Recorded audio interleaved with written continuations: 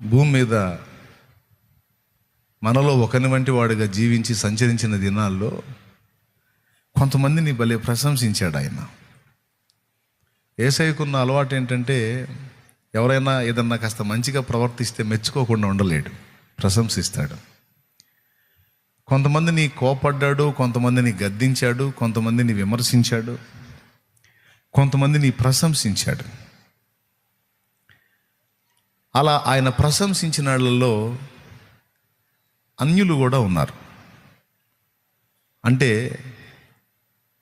ఇశ్రాయేలు జనాంగానికి సంబంధించిన వాళ్ళు కాక అన్యుల్లో కూడా కొంతమందిని ఆయన ప్రశంసించినట్టు గ్రంథంలో రాస్తుంది.